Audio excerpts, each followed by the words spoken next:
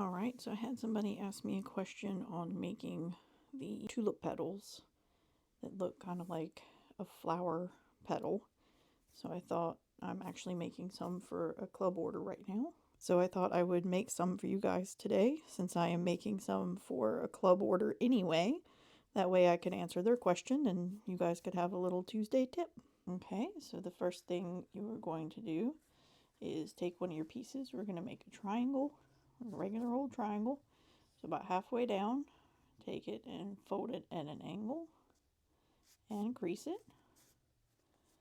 And then you're going to hold your point, push down at the top of the point, and crease it.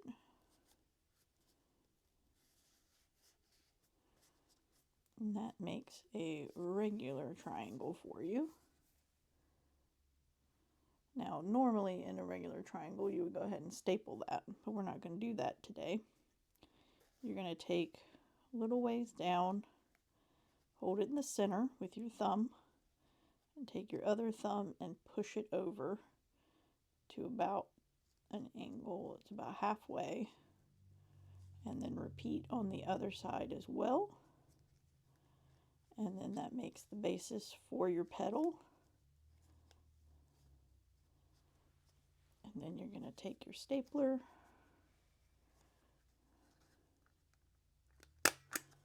staple it. Then you have this little flyaway there. We're going to go ahead and snip him off. So that is how you make a base petal. One singular one. Now, if you're wanting to do one inside of one, you would go and do the same thing.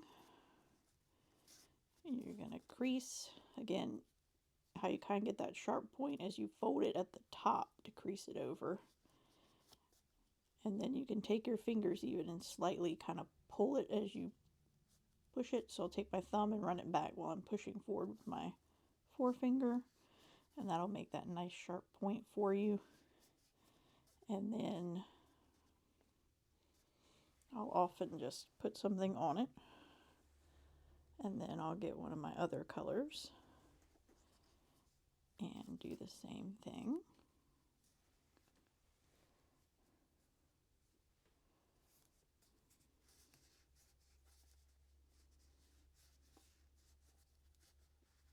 And we're actually going to try to make a triple one here.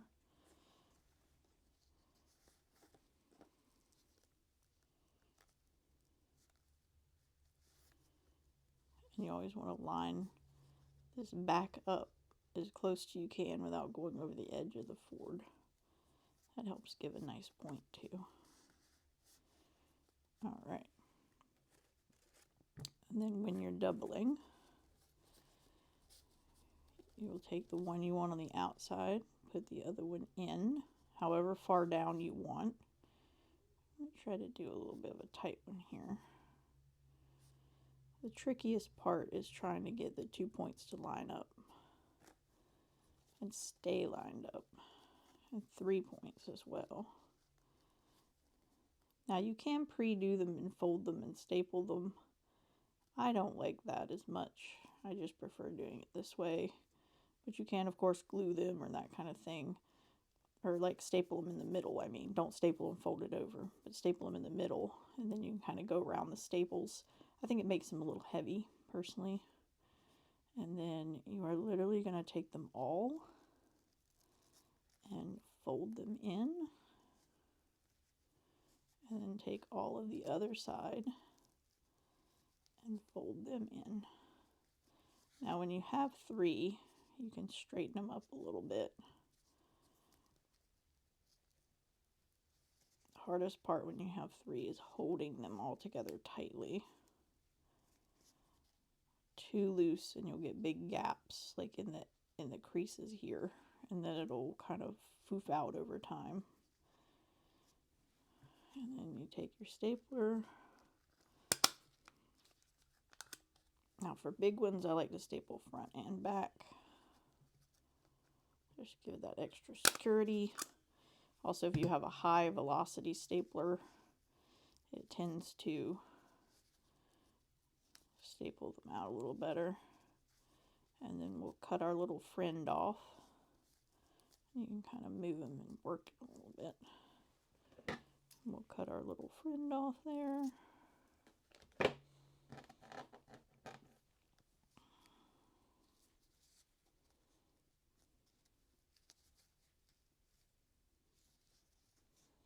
And then you have a nice little petal.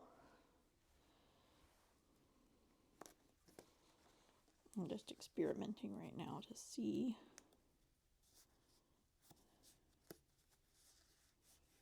what I like.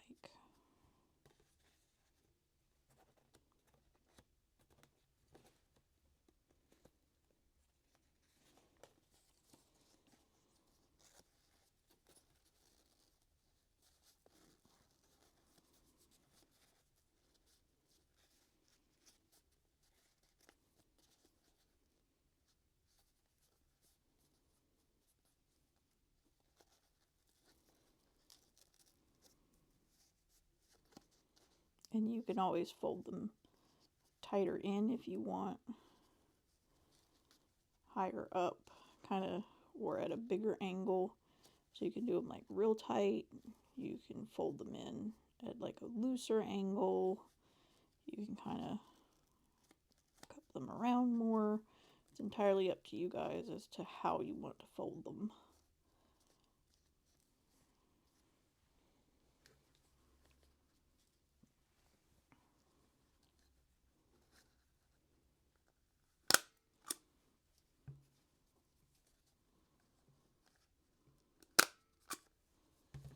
You can also get a higher industrial powered stapler. It will go better through it. I just don't have mine out right now. It's kind of tricky and big to work with. You and be able to see as well. And then on the ends, sometimes I'll cut them off. Sometimes I'll leave them. Depends on kind of how tight down I'm going to glue them. But you can always trim them up if you're doing like a tighter inner ring. You could maybe staple just a little bit higher and trim a little more off. And this just kind of can get bulky as you go around in a petal format. And then when you all are putting them on the rosette itself, you'll put one down.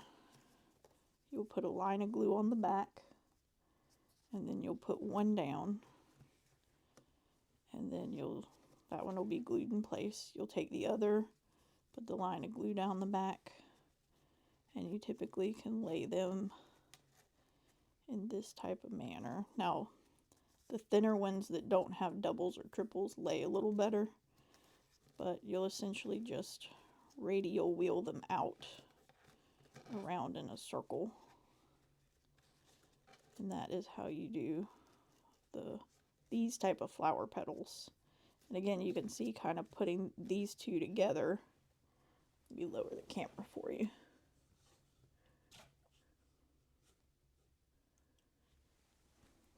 So you can see like this one is a little thicker. It's a little harder to put in. But when you can't get it as flat. So when you go to place it down, there's a gap under it. So the triple thick ones tend to be a little easier if you can get them to flatten out. You can put them under a book or something, try to flatten them a little bit. But they tend to do better on their own. So you can kind of, like when you have patterns like this, where it spaces, they do better. If you do very, very tight radial patterns, these can go pretty flat. So you can push them down flat together like that. And there's not nearly as much kind of up gap in between. You can glue it down, tack it better that way. And so then you can get a tighter circle all the way around.